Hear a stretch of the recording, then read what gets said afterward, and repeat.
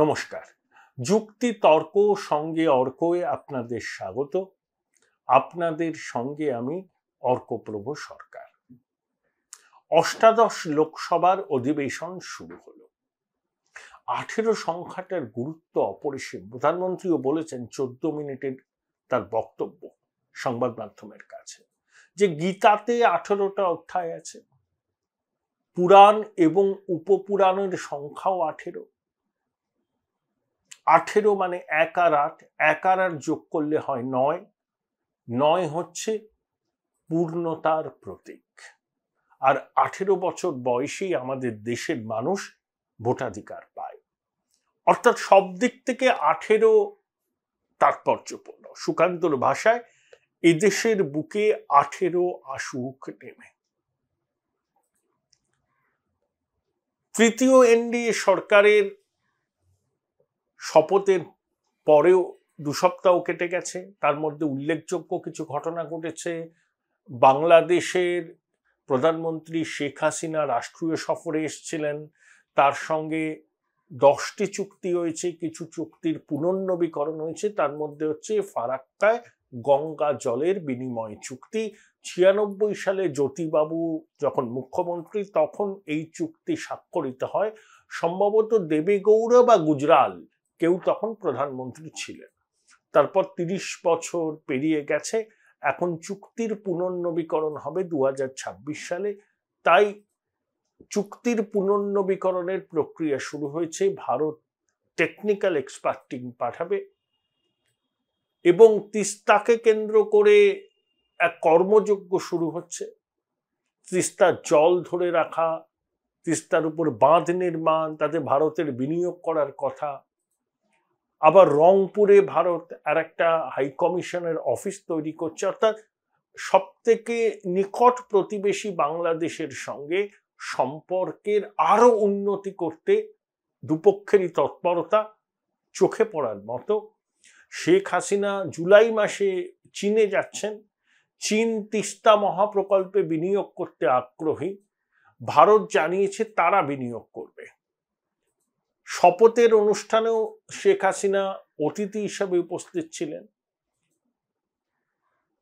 এবার তিনি এসেছিলেন রাষ্ট্রপ্রধান হিসাবে প্রধানমন্ত্রীর সঙ্গে সরকারিভাবে দ্বিপাক্ষিক বৈঠক করার জন্য।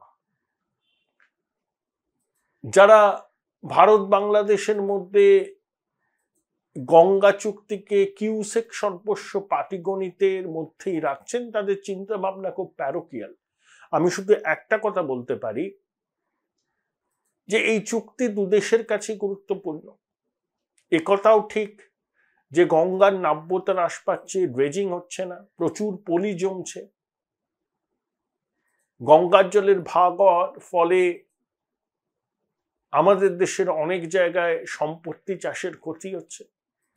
পশ্চিমবঙ্গ সরকারকে এই চুক্তি প্রক্রিয়ায় বা পুনর্নবীকরণ প্রক্রিয়ায় জড়িয়ে নিলে পরে হয়তো বিতর্ক থাকতো না।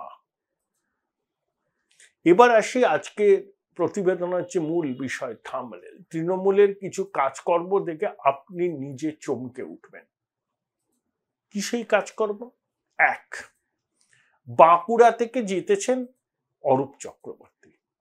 তিনি বাঁকুড়া জেলা তৃণমূল কংগ্রেসের সভাপতি ছিলেন। তিনি টিকিট পাবেন কি পাবেন না তা নিয়ে একটা বিতর্ক চলছিল। সায়ন্তিকা বন্দ্যোপাধ্যায়ের কথা প্রথমে শোনা গেছিল, কিন্তু তাকে টিকিট দেওয়া হয়নি। যখন তার নাম ঘোষণা হলো না ব্রিগেডের মঞ্চ থেকে, মোবাইল কানে লাগিয়ে অভিমানী সায়ন্তিকা চলে গিয়েছেন। পরে তার মানভঞ্জন করার জন্য বড়নগর বিধানসভার উপনির্বাচনে তাকে প্রার্থী করা হয়, তিনি জেতেন। এহেন অরূপ চক্রবর্তী বাঁকুড়ায় কেন্দ্রীয় শিক্ষা প্রতিমন্ত্রী সুভাষ সরকারকে হারিয়ে জিতেছেন। তারপর তার আনন্দের সীমা নেই। 23শে জুন বিকেল বেলায় অন্ডাল থেকে বিমানে তিনি দিল্লি গেছেন শপথ নেবেন। তিনি 100 জনকে নিয়ে গেছেন বিমানে করে। তারা নাকি ঐতিহাসিক মুহূর্তে, মানে অরূপ চক্রবর্তী শপথ নেওয়ার মুহূর্তে সাক্ষী থাকবেন। আমি জানি না যে 100 জনকে অরূপবাবু কি করে সংসদের গ্যালারিতে ঢোকাবেন। এখন সংসদের গ্যালারিতে ভিজিটার্স পাস নিয়ে ঢোকার ক্ষেত্রে খুব কড়াকড়ি হয়েছে। তো অরূপবাবু 100 জনকে নিয়ে যাচ্ছেন বিমানের ভাড়া দিয়ে। বিমানে করে তারা যাবেন, বিমানেই ফিরবেন। আর দিল্লিতে নিশ্চয়ই 100 জনকে মোটামুটি একটা ভালো জায়গায় রাখবেন, তাদের থাকা, তাদের খাওয়ার তো একটা খরচ আছে। তাহলে সব মিলিয়ে অঙ্কটা আপনি ভাবুন। অন্ডাল থেকে দিল্লির আপ অ্যান্ড ডাউন ফ্লাইটের ভাড়া আমার ধারণা এক একজনের 14,000-এর আশেপাশে পড়বে। তাহলে টিকিট বাবদই কত টাকা খরচ হচ্ছে, তারপরে তো দিল্লির খরচ। প্রশ্ন উঠবে না? একজন সাংসদ শপথ নিতে যাবেন বলে আনন্দের আতিশ হচ্ছে 100 জন সহকর্মীকে প্লেনে চাপিয়ে দিল্লিতে নিয়ে যাচ্ছেন। তৃণমূলের মধ্যে এইসব নিয়ে কথাবার্তা হচ্ছে, কিন্তু কে শোনে কার কথা? এখানে তো শাসন টাসন কিছু নেই। অরূপবাবুর মনে হয়েছে তিনি নিজের পয়সায় লোকজনকে নিয়ে যাবেন, নিয়ে যাচ্ছেন। সমালোচনা করলে এখন জিতে গেছেন না, ওইসবের তারা কর্ণপাত পর্যন্ত করেন না। 2, এই তো মা আসবেন, শরৎ আসবে, বাঙালি ভোট পুজোর পর এবার শারদোৎসব নিয়ে মেতে উঠবে।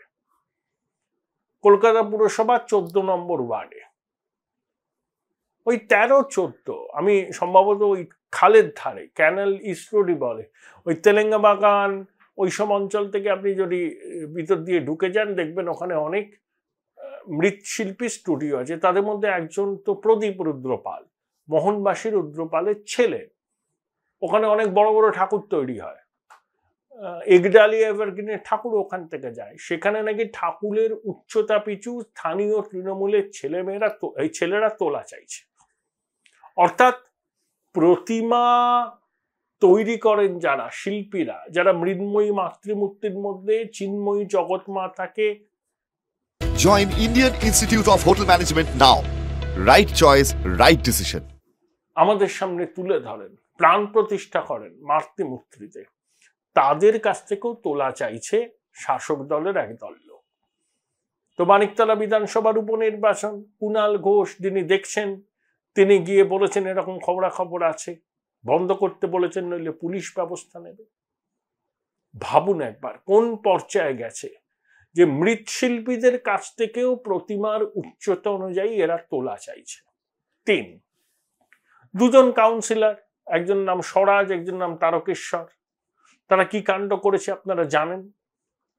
একজনের তো মাথা ফেটে গেছে, এখন সে ওয়ার্ক ফ্রম হোম করছে। 2 কাউন্সিলরের বিরুদ্ধে ক্ষোভের জ্বালামুখ খুলে দিয়েছে। একজন বলছে এক কাউন্সিলর বেআইনি নির্মাণের সঙ্গে যুক্ত, একজন বলছে এক কাউন্সিলর আবাসের টাকা মারে, শৌচাগারের টাকাও নাকি লুটপাট করে নেয়। এইসবের অর্থ নাও। মুখ্যমন্ত্রী বলেছেন শোকজ করতে। আরে শোকজ করে কি হবে? তৃণমূল কংগ্রেসের আবার শৃঙ্খলা রক্ষা কমিটি আবার শোকজ, কিছুদিন ওইচই হবে, তারপরে আবার ঝাঁকের কই ঝাঁকে বেরিয়ে যাবে। এরাই দেখবেন আবার নমিনেশন পাবে। এখন যেটা দেখছি শহর এবং শহরাঞ্চলে তৃণমূলের সঙ্গে তৃণমূলের বিরোধ, কাউন্সিলরের সঙ্গে কাউন্সিলরের বিরোধ। যেমন ওই রাজডাঙ্গা অঞ্চলের 2 কাউন্সিলর, তাদের বিরোধ মাঝে মধ্যেই লেগে থাকে। এখন এই 2 কাউন্সিলর বিরোধ, এক কাউন্সিলরের মাথা ফেটে গেছে, দলেরই অন্য এক কাউন্সিলরের অনুগামীরা তার উপর চড়া হয়েছিল। একটা দলীয় কার্যালয়ে বসা নিয়ে, সেই দলীয় কার্যালয়ে 2 কাউন্সিলরই পালা করে বসেন। স্থানীয় বিধায়ক যাদবপুরের দেবব্রত মজুমদার, তিনিও বসেন।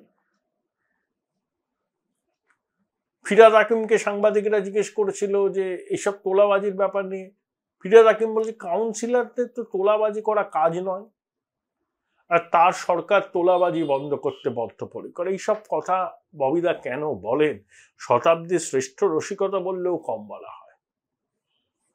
কলকাতা পুরসভার অনেক কাউন্সিলর আছে যাদের আয়ের কোনো বৈধ উৎস নেই, কিন্তু তারা বিলাস ব্যসনে ডুবে থাকেন, দামি দামি গাড়ি নিয়ে ঘোরেন।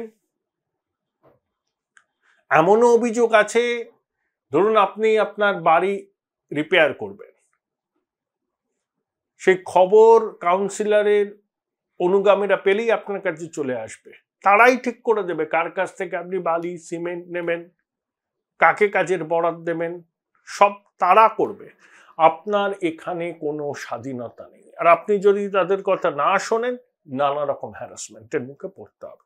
এসব কলকাতার নিত্য নৈমিত্তিক ঘটনা। যতই মুখ্যমন্ত্রী কাউন্সিলরদের শাসন করার কথা বলুন না কেন, ওগুলো উনি বলেন, উনি নিজেও জানেন তার কথার প্রতিফলন বাস্তবে কিছু ঘটবে না। তারা যেটা মনে করেন সেটাই তারা করবেন। মানে এইসব কি বলবো, সতর্ক করে দেওয়া, শোকজ করা, এগুলো বাস্তবিক এগুলোর কোনো মূল্য নেই। করতে হয় বলে করেন, একটা ভাবমূর্তি পুনরুদ্ধারের চেষ্টা, কয়েকদিন হইচই হবে সংবাদ মাধ্যমে, তারপরে আবার সব থিতু হয়ে যাবে। এরা আবার বহল তবিয়াতে এলাকায় রাজ করবেন। এই যে তিনটে ঘটনা বললাম, লোকসভায় জিতে সাংসদ হিসাবে শপথ নিতে যাবেন, অরূপ চক্রবর্তী 100 জন সহকর্মীকে বিমানের টিকিট কেটে প্লেনে করে দিল্লিতে নিয়ে যাচ্ছেন, প্লেনে করেই তাদেরকে ফিরিয়ে আনবেন, তাদের থাকা খাওয়ার বন্দোবস্ত করবেন, কম করে 20-22 লাখ টাকা খরচা। এগুলো পিনাটস, কিছুই নয় তৃণমূলের নেতা মন্ত্রী সাংসদদের কাছে। আপনি ভাবতে পারেন এসব দেখেছেন কখনো আগে? 2, যারা দুর্গা ঠাকুরের, কালী ঠাকুরের মূর্তি তৈরি করে মৃৎশিল্পীদের কাছেও তোলাবাজি, তাদের কাছ থেকেও প্রতিমার উচ্চতা অনুযায়ী টাকা। ভাবতে পারেন? চমকে উঠছেন? এসব আগে দেখেছেন কখনো? আর কাউন্সিলরদের মারামারিটা এখন মাঝে মধ্যেই শোনা যায়। যেমন ওই বললাম যে রাজডাঙ্গা অঞ্চলে 2 কাউন্সিলর, লিপিকা মান্না আর সুশান্ত, মাঝে মধ্যেই তাদের অনুগামীদের মধ্যে ঝগড়া হয়। এবার ওই গড়িয়া অঞ্চলের 2 কাউন্সিলর, একজনের মাথা বেড়ে গেছে। আইনের শাসন না থেকে যদি শাসকের আইন হয়, তাহলে এরকম চলতেই থাকে। সোমবার মুখ্যমন্ত্রী পুরসভা চেয়ারপারসনদের নিয়ে মিটিং ডেকেছেন। কর্পোরেশনের মেয়ররাও থাকবেন। পুরো এলাকায় দলের ফল খারাপ হয়েছে। 69টা পুরসভা এলাকায় বিজেপি এগিয়ে, 2টোতে কংগ্রেস। কলকাতা পুরসভায় 45টা ওয়ার্ডে বিজেপি এগিয়ে। এই তো ছবি। মুখ্যমন্ত্রী যতই ভালো ভালো কথা বলুন আমাকে কি ঝাঁটা নিয়ে নামতে হবে, কাউন্সিলররা শুধু রোজগারের দিকে নজর, তিনিও বলছেন, কাউন্সিলররাও শুনছে, কিন্তু কাজের কাজ কিছু হচ্ছে না। বরঞ্চ কিছুদিন একটু চুপ করে থেকে আবার তারা নিজ মূর্তি ধারণ করে। এই ছবি দেখতে আমরা অভ্যস্ত। কিন্তু ওই যে 3টে ঘটনা বললাম, আমি অন্তত চমকে উঠেছি। এরকমও হয়? দুর্গা ঠাকুরকে যারা তৈরি করেন সেই মৃৎশিল্পীরাও তোলার দাবি সামনে পড়েন? প্রতিমার উচ্চতা অনুযায়ী তোলা নির্ধারিত হয়। লজ্জাও এদের দেখে লজ্জায় সরে দাঁড়ায়। এরা কারা? বলেছেন কুণাল বাবু সতর্ক করে দিতে, না হলে পুলিশ ব্যবস্থা নেবে। কিন্তু জোড়া তালি দিয়ে কি আর ছিদ্র ঢাকা যায়? টেম্পোরারি ঢাকা যায়, তাপ্পি মারা যায়, আবার সবকিছু বেআব্রু হয়ে যায়। আসলে একটা খোল লঞ্চে বদল করার জন্য যে রাজনৈতিক সদিচ্ছার দরকার, সেটা কিন্তু রাজ্যের শাসক দল নেই। তারা মাঝে মধ্যে ধমকাবেন, চমকাবেন, গর্জাবেন, কিন্তু আলটিমেটলি বর্ষাবেন না। তাই এইসব কাউন্সিলর বা যারা তোলে তারা জানেন ও একটু বকাবকি হবে, কয়েকদিন চুপ করে থাকবো, আবার সব শান্ত হয়ে যাবে, আবার আমরা সমর্থি ধারণ করবো। এটাই আমরা দেখতে অভ্যস্ত। এর ব্যতিক্রম হবে এটা আশা করি না। যদিও বললাম না, মানুষের আশায় বসতি। দেখা যাক আগামী দিনগুলোতে বাস্তবের সত্যি কোনো পরিবর্তন হয় কিনা।